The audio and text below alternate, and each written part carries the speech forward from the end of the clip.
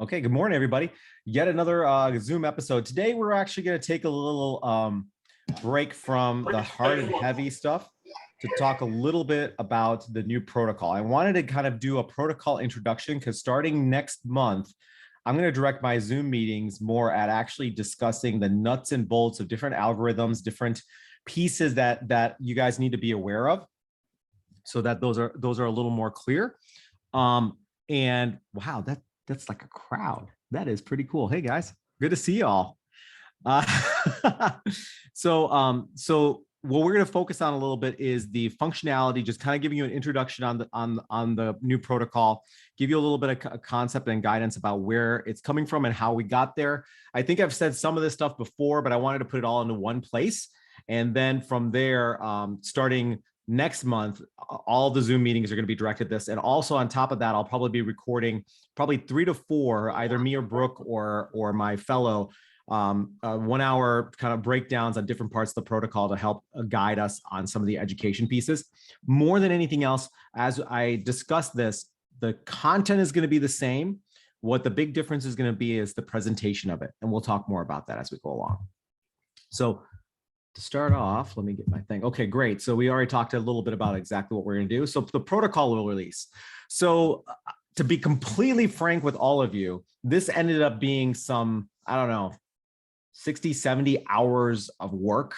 Just like I can remember myself doing it, probably at least 2 to 3 days of solid like time work, hours on putting this thing together. We between myself, Captain Gano, and Captain Keating, we have put a ton of time in making sure that this continues to improve and keeps going in the right direction.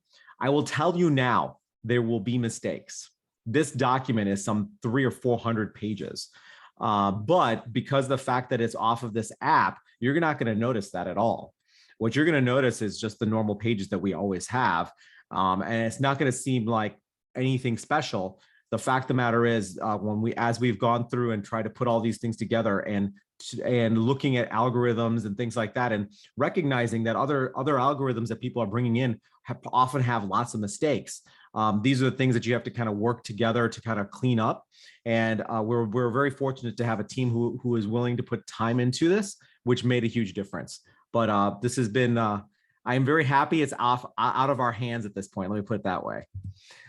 So what were the pathways that we had to follow to get this done? So the unified protocol, in the greatest sense, is a combination between our DCMS protocol, the Gold protocol, and Concord's protocol. There's a couple other smaller protocols which were used to help give with guidance. We also use the national protocol to give like an overlying concept behind some of the bigger pieces.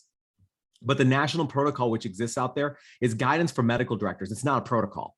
So that didn't really help us when we're putting together the work. So the vast majority of work, which is here, was ground up. Here's a box, let's fill the box in and put it all together. So you can imagine that's where a lot of the time is coming. But the real issue is making sure that across the protocol, different pieces are still linking and they all make sense and that they're all interplaying together so that we have a functional piece, to the point that even scenarioing it out and trying to play out different scenarios about, okay, if you have a hyperglycemic person, what would you do with the protocol and how would you work through this? That became challenging at times. And so we were able to clean things up as we go along. But let's be honest, the test of any protocol is when you actually have it in the field. And so as we start rolling this out, and as you guys start seeing it, if you find issues or errors, the great part of the new protocol is that some of these changes will be easy to manage. So one of the big things that we found is there's a wide variety of approaches that people in our community have about different disease processes. But interestingly enough, the practice is the same. We're all using the same data. We're all using the same thing. And one of the cool parts about our protocol is that more than I would say 97% was in line with what we are now settling down with the unified protocol. So there's changes, definitely changes, additions more so, but definitely the focus and what we've been doing is really not changing all that dramatically. And one of the things I will say is there are areas that I had hard lines on as a medical director. And I think you guys have heard me talk about stuff for enough that you know where my hard lines are, where this is the type of care that we're going to provide, and it's going to be evidence-based, blah, blah, blah, blah, blah.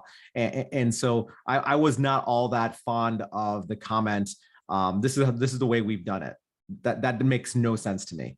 And so one of the great things about this protocol is that evidence ruled. Whenever we had a discussion that oh, this is how we did it, we looked at the evidence. We pulled up data. People brought in papers. We argued about it. Everything from how do you treat ACS for pain management to stroke and LAMS to cardiac arrest stay and play. These were all discussed and argued. And you can see this is where the hours start adding up, right? If you're sitting and having an argument about a specific scientific topic, that's when the discussions become more extended. And it's a good thing. That's the types of discussions we need to have in our community to set the stage of where we should be at. Now, one of the cool parts is that we found areas where there are holes in different protocols, and with working together, we were able to find middle grounds to find the best way to manage care in our community, which was nice. So the highlights that I'm going to have to have us point out is, number one, this is an interactive platform, and I'm going to have Captain Keating take you through what it really looks like so that you get a feel for it before it comes out to you. Again, one protocol for the county. So that's going to be a huge change. Now, does this mean that suddenly everyone's going to start doing the same thing? No. There's going to be agency-based variation that we should prepare to expect, right? So we are a stay and play shop. That's what we do, and we're really good about it. And our resuscitation numbers are high, which is great. And that's the kind of stuff we want to see. Doesn't mean that everyone's going to be functioning exactly the way we do. And so we're still going to need to keep touching base with each other about what our standard is within our agency, and to make sure that we uphold those standards for ourselves. Okay. Great. One of the things, like I said initially, we're lots of consistency and lots of new benefits. We have the addition of ketamine, which for a number of purposes, which is going to be a huge benefit for us. And there's questions about people using ketamine for induction and things like that. And I'm in favor of it. I'm in favor of even delayed sequence intubation, which we will talk about and probably add after a little while as the protocol is released. Other medical director takeaways from me and from my seat about the protocol, I do believe updates are going to be a lot easier. The old ResponSoft platform was so painful to manage. And what we've been told is we're going to actually learn how to be able to do some fundamental changes, like just like spelling errors, things like that. Fundamental changes we should be able to make happen with the new design of the platform. However, we'll get a better idea of how far that's going to go as we're released. One of the other things that we've talked about is doing updates twice a year. So something like a release in January and a release in July. And this is going to be with work with the rest of the teams on the unified protocol. So as you guys find major problems, of course, at first, as we're releasing, we'll probably do a version 2, version 3, things like that, especially if we find big problems along the way, which I'll be honest, I expect us to find issues. I expect you guys to be smarter than us and actually identify problems that are operationally issues, right? So feel free to give that feedback. I expect it. But after we get it cleaned up a little bit, what we'll be looking for is doing updates twice a year. And I'm hoping what we can do is match our equipment and our pharmaceutical needs with those, thereby decreasing the total needs that we have. And when we talk about equipment and standardization and things like that, there'll be much more time for us to think these things through, where the standardization committee, the clinical team, the operational team, everyone gets to chime in and sit down together and say, hey, will this device be what we need? And is it actually changing outcomes? And are we actually saving money? What's the deal with this, right? So actually having real open discussions about this. Of course, the focus is always going to be on the evidence. Evidence is going to change pretty rapidly. Doesn't mean that we have to, when one new thing comes out tomorrow, that we have to change the next day. Now, of course, if it's earth-shattering, let's be honest, we want to save lives. And so those changes are going to be able to be made. But the goal is to focus on the evidence and keep updating as the evidence improves. And last but not least, we are going to continue our aggressive CQI. That has been a huge lift for me when it comes to knowing what kind of care we're providing and be able to then bring Zoom meetings, which are directed at improving the areas that we have problems. And so what I kind of see us doing with our CQI is we've had stepwise increases and improvements throughout. And to be completely frank, the Zoom meetings are a big part of it. You guys pay great attention to these discussions, and that's really helped us make steps along the way to continue improving the level of our care, which has been exciting. So we'll walk through. So without any further ado, I'm going to pass it back to Captain Keating here. I'm going to stop sharing so he can actually take you through a little bit of a walkthrough, because my technology savvy is not as where it should be. So Captain, here you go.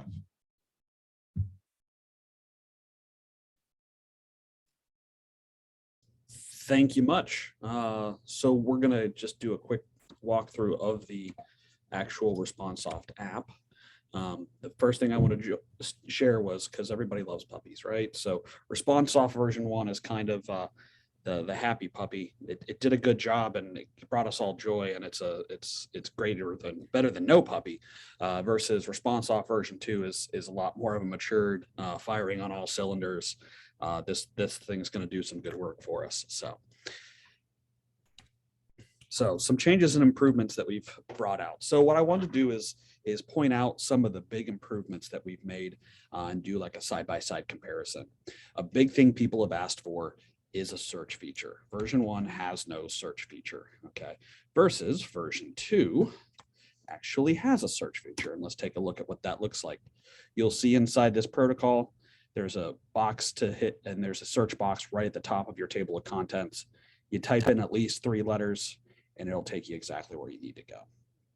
So that is the search feature, a huge improvement. I think you guys will really enjoy it. All right, so the next section is the medical reference section. And this was a huge discussion when we first started doing this. Was our protocol had a ton of information to make it sort of a protocol that could not only be used in the field, but also that could be studied. The problem was the technology wasn't there to make it usable in the field as well as something you could also study. So we got the technology to kind of catch up, where before you had to go through several different pages of not only a protocol, but also you could finally get into the notes section, which had all the additional information, quality improvement metrics, as well as a long list of references. Here's the new version, where you bring up a protocol, let's say cardiac arrest, and there's this medical reference button in the upper left-hand corner. That brings up a separate screen. Here's all your info. It's in one place. And then when you close it, you're back to the original algorithm. So we think this is going to be a huge help for you. That way you're, it's not sorting when you're going through the table of contents, you're not trying to figure out which cardiac arrest section you want to go to. It's not cardiac arrest section A, B, C, D, E, and F. It's one cardiac arrest section with this medical reference section off to the side, should you be doing some teaching, learning, or something like that.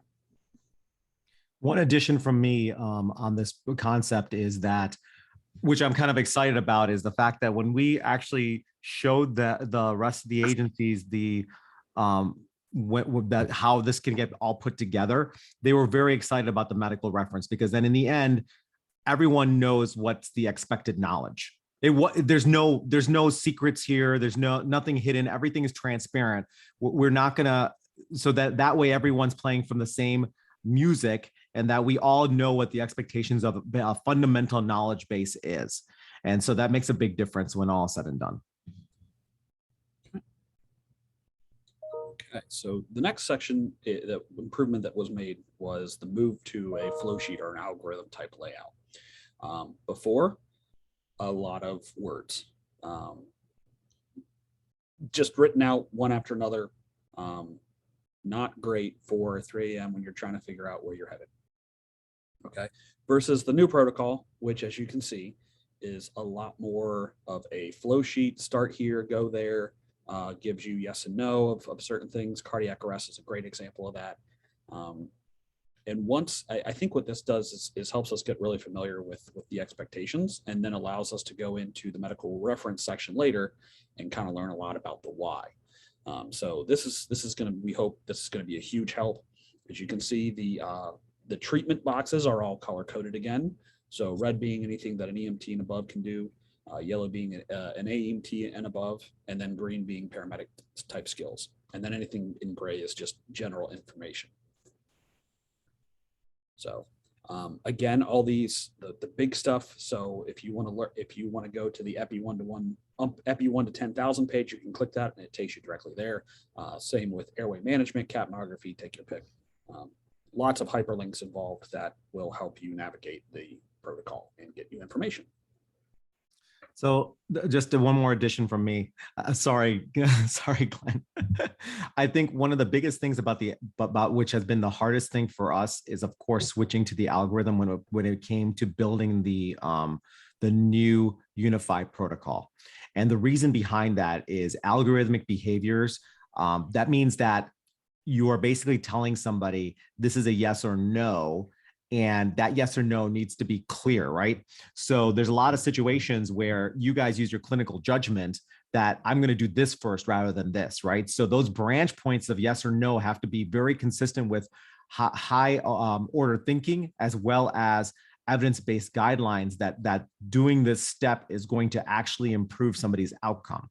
And that's where we had lots of challenges when our discussions occurred, because it was like, yeah, this has to be the next thing. And so many times we're like, wait a second, that doesn't make sense. It shouldn't be the next thing. You can't give IV fluids without having an IV in place, right? Things like that. And so a lot of our time went into how to arrange algorithms, how to clean up algorithms, the wordage that we use, things like that. I swear I don't want to see another algorithm for a while, but it's the nature of the beast. It's a good thing though. Unfortunately, we put them in our protocol, so you're going to see a lot of them. Yep, every single day. Yep. All right.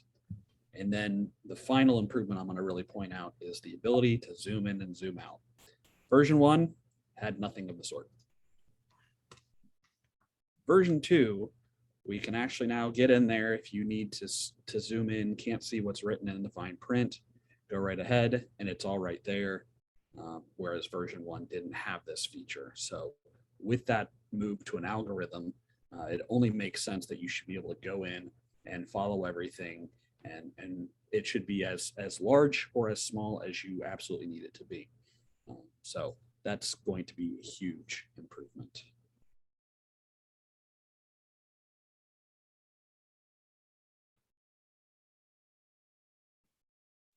So those are the 4 big ones we wanted to really highlight. Some additional ones, an adult and pediatric separate sections. That'll be a huge improvement.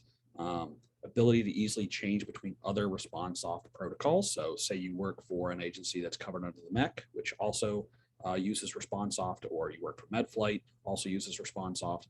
When you first log into the app, now it asks you which protocol you want to go to, and you're able to download multiple protocols. So that's helpful. The other thing is lots of hyperlinks, like I said before.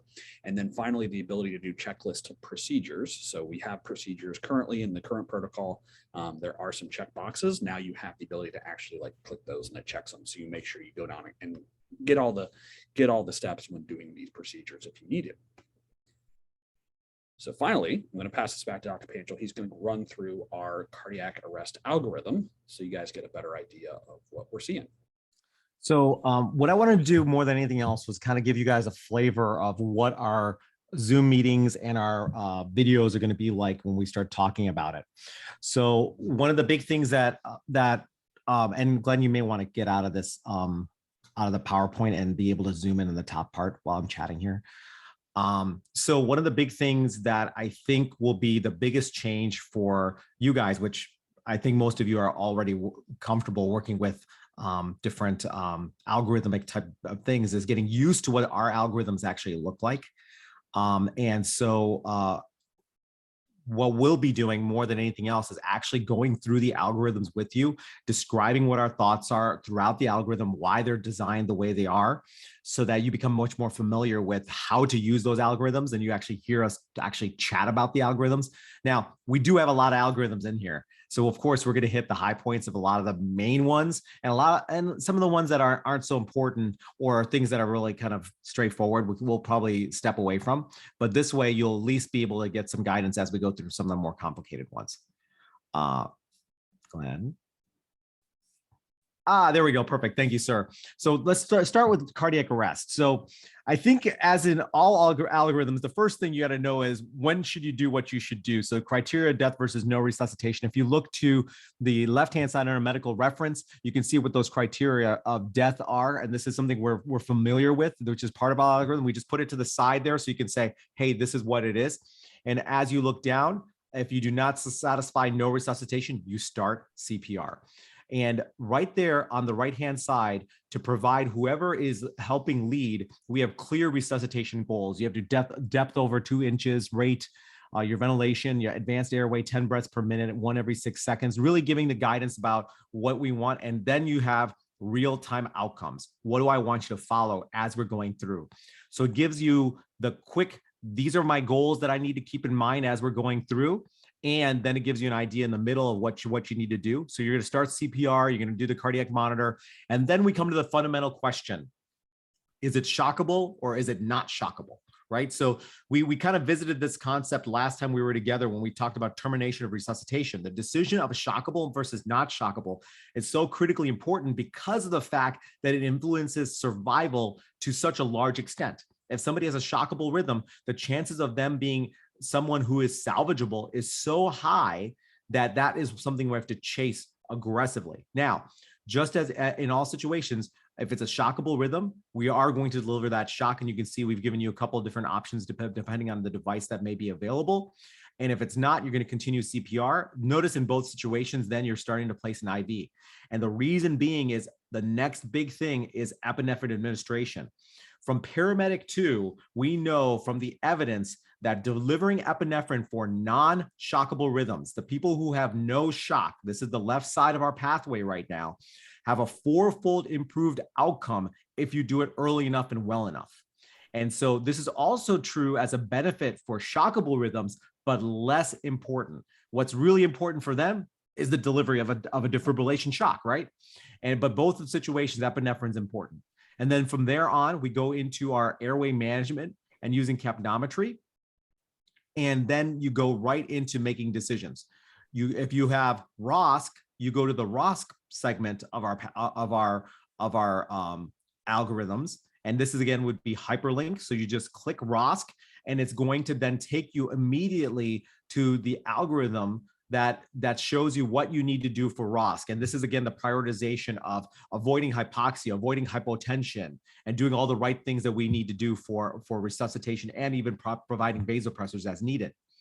Next thing is consider termination resuscitation efforts. Now, we recognize this is a circle that you're going to continue with your epinephrine and all those kind of different pieces. And you can see on the right-hand side, we also give you guidance for other treatments that you may need to do. And so those other treatments could be amiodarone or lidocaine. We have lidocaine in our protocol. Some of them have amiodarone. I prefer lidocaine, and I think we've had this discussion before, because lidocaine actually prevents re-arrest in patients who've had a shockable rhythm arrest, whereas amiodarone has no data to support that, and that's from the ALPS trial. Other options that you may have is treatment of torsades. If the patient has hyperkalemia risk, like an end-stage renal disease, you have calcium there, or a tricyclic, think about sodium bicarb. On the left-hand side as guidance, you have your reversible causes. So you don't have to sit there and try to remember them all. They're there to help you and guide you and kind of think this through, okay? So again, this is the basic framework. You're noticing that we're not showing you a spiral. We're not showing you, okay, like I'm not screaming at you, do every 3 to 5 minutes of epinephrine. It's in the box. And you guys are trained to this. So much of this is the combination of using the two different concepts together. Cool. So great point. The EMS6, you guys brought up the fact about oxygen. So in this case, you're right. We do not have something that says deliver oxygen at this amount or anything like that. That is an easy addition to be made. But when all said and done, there's actually no data to suggest that high levels of oxygen versus low levels of oxygen are better for resuscitation. We don't actually have any data for that. And so more than anything else, provide the appropriate amount of oxygen that you want to for the resuscitation itself, but we can add that on. Not a problem. And that's the kind of stuff I'm looking for from you guys. So that gives you a general idea of what we're going to be doing with most of our Zoom meetings when it comes to going through the key algorithms. I wanted to spend a little time just to kind of show you what we're going to do. You guys have a little bit of the functionality. The link is going to come out fairly soon. The link is delayed right now because we have a final couple of spelling errors and things like that, which are being corrected right now. And so you'll probably get the link in early November, the first week in November, as we start doing our Zoom meetings. Captain Keating, is there anything else, or Captain Gano, is there anything else I'm missing right now? Is that everything that we wanted to cover? No, good point about the oxygen. That would actually be covered under the Standard airway protocol. management protocol. So that's like one of the first things in there. So I think that's why it was omitted out of this. But if you guys feel like that'd be useful, I'm all ears. So you guys will get much more exposure to this as we're going along and see the interplay of the different sections. And we'll go from there. I think that is the main stuff I wanted to cover today. Any questions of what you've seen so far today? Again, just a short little intro. There'll be a lot more coming yet. Great. With that being said, I'm going to pass it over to Chief Cochran to see if she has any other clinical updates that we need to talk about today. No, I don't have any clinical updates today. But when we start the question and answer, if all of the Delaware County people could stay on and non-Delaware County people could log off, that would be great. Chief Burgess, do you have anything? Just a couple things real quick. The RTF bags, if you don't have those already, you should have those. 3 of those should have been, will be for each truck. Make sure you spend some time going through those. Take a look at the video on Career Cert, compliments of the Academy Award winning actor, Lieutenant Jividan, and appreciate those guys, Lieutenant Jividan, his crew, and Justin for taking on that project and working on putting those bags together for us. They did a great job with that. So we finally have those, should be out on your trucks already. And then the last thing I have is starting on Tuesday next week, we'll do our annual service on the monitors. So our monitors and suction and AEDs are getting service next week. That'll take up all of Tuesday and maybe some of Wednesday, depending on how long that goes. It shouldn't affect you guys a whole lot. Justin and I will take care of. We've got the 2 spare monitors that will get service first, and then we'll kind of run around and trade your monitor out with those monitors, and we'll bring them back into the Bixby building to get those worked on. But and we'll do the same with your suction. So we'll grab your monitors and your suction and we'll get those serviced. We'll be servicing everything except for the physio AEDs because they cannot get the pads and stuff for those. So they're going to come back later and service those. But on Tuesday, we'll be coming around most likely to trade out your monitor and get it serviced, and then we'll get it back to you. So that's all I have. Perfect. So I think we're good. So thank you everybody for joining for the Zoom meeting. And I think we're good for this week. I'm going to bail out of here and let you guys have your QA. And thanks everybody. Have a nice day. Be safe.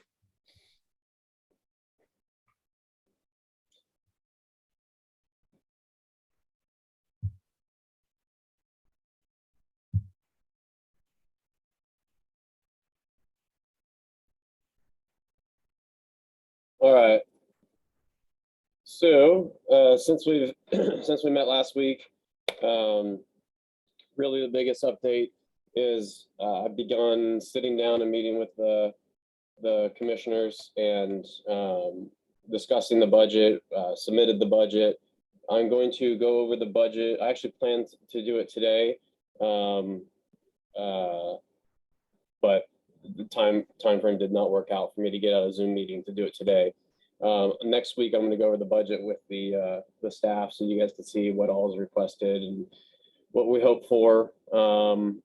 And that's the biggest thing that's really happened for me the last 2 weeks at this level. I've been working with both the chiefs and Linda to get all the budget stuff corrected and submitted, and it's been a lot of work. So we're ready to speak to the commissioners about it and try to get as much of it approved as we can. I think that's it, unless I'm missing something. But open it up for questions and answers.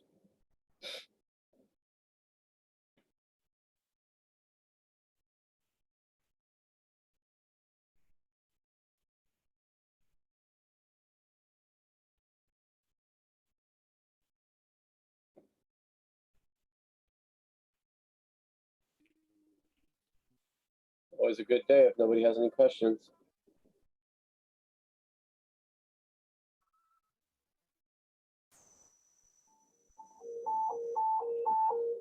Mental health crisis.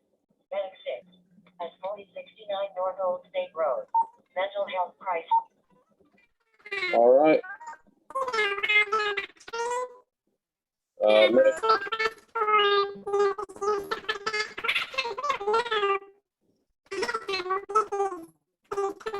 Medic 4, you're gonna have to type your question. You're coming in all digital. You're gonna have to type your question in.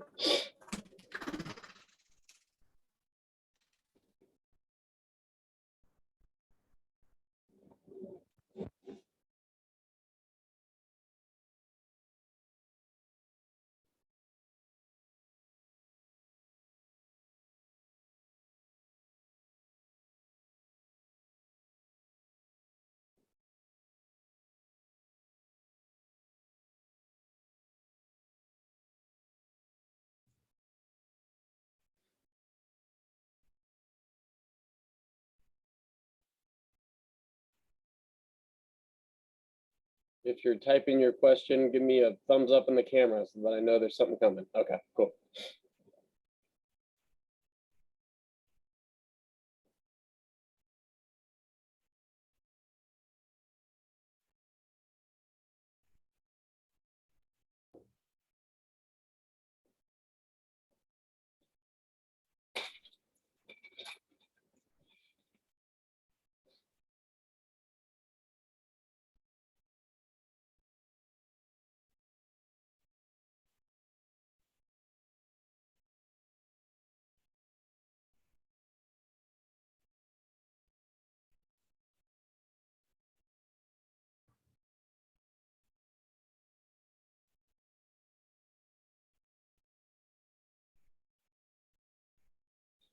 Well, I guess another big update is, as you guys all saw from the Delco All email, they did name a new county administrator.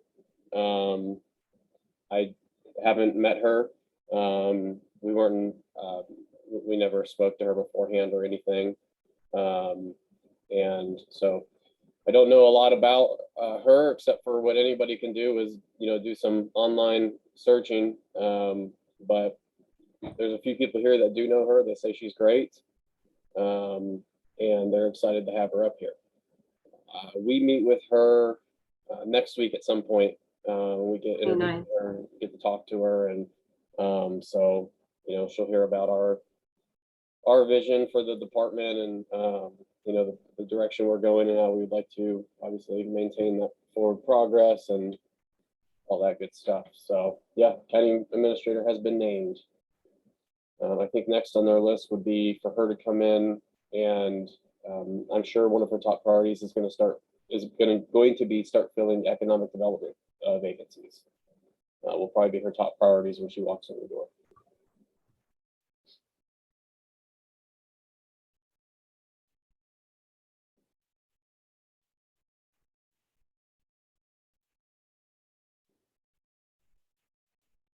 Medic 4 asked, as far as budget goes, you had put out an email saying that if we didn't request training, that it would be denied. Sometimes we get info on good trainings during the year. Is there money in the budget for those instances? No, I'm just kidding. Yes, I set aside a miscellaneous amount every year for that reason, for any pop-up surprise trainings. The biggest thing that with those trainings is I don't mind people requesting and saying, hey, I didn't know about this training. It's a great opportunity. Can I go? We're going to look at that, and more than likely you'll get to go. I just don't like to grant that money at the beginning of the year because I don't like my miscellaneous training budget to be used up in the first quarter. And then I got nothing for the rest of the year when something pops up and we have to send somebody to a infection control training or something like that. So yes, if it's a good training, I'm going to try really hard to send you there out of that miscellaneous budget item or line item that I put in the training.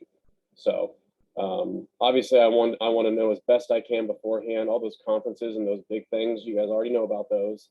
But if there's some training that pops up during the year, those are usually smaller amounts. and I try my best to approve you for it. I'll that Captain Davis, your question on the RTF bags. Right now, we don't have them on 461 or 462. Most likely, you guys won't be going in that situation. You'll be in some sort of command situation. And we bought enough this time around. We had money in the budget just to get them on the on all the trucks.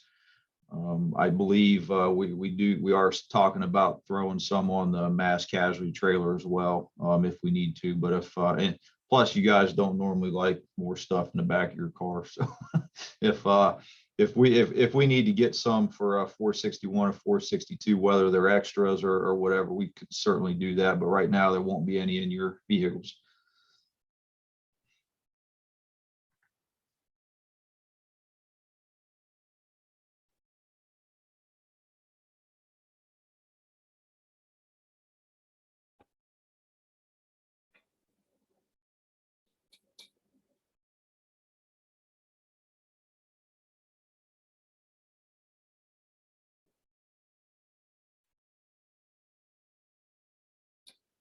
All right, I think that's it. Hey, if you guys haven't already heard, I'm sure you have, the last leadership training, we had a really big MCI drill. We were able to take away some areas of improvement there, but overall, we did a good job. And what we did find from that is some areas that we could use some additional training throughout the year, and just to make sure that if an event like that happens, that we are more than as prepared as you can be, because you know, an MCI never looks like the one that we put on, but we tried to make it look realistic. So that was great. I hope that we can put more of those on. That was a big collaborative effort between a bunch of different agencies, but I would love to see more of those. Maybe one on the other side of the county with the STNG or Port of Kingston involved and stuff like that. And you know, this time it was lieutenants and captains, everybody in the leadership role. Next time we can get the rest of the field staff involved too, possibly. And you know, these trainings are important because if something happens, you want to have felt like you've gone through it. So so that was great. Excellent job to Captain Gano, Captain Wolf, or Captain Gano, Lieutenant Wolf, and everybody from the city that we teamed up with. It was neat. The school district was there. The superintendent of the school showed up, and she played her role, calling all the parents and stuff like that. We talked about it afterwards. One of the first things that happened when the bus overturned is a student got out and left. They were kind of like, I live right over there, and this is some chaos right here, and she just left. And I guess that was a way to test the school to see if they were accountable for all their students or not.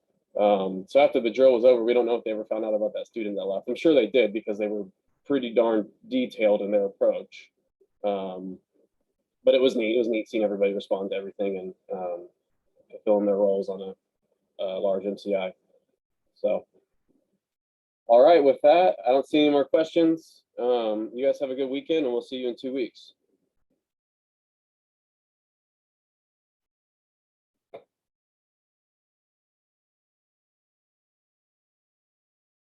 Bye, Medic 10.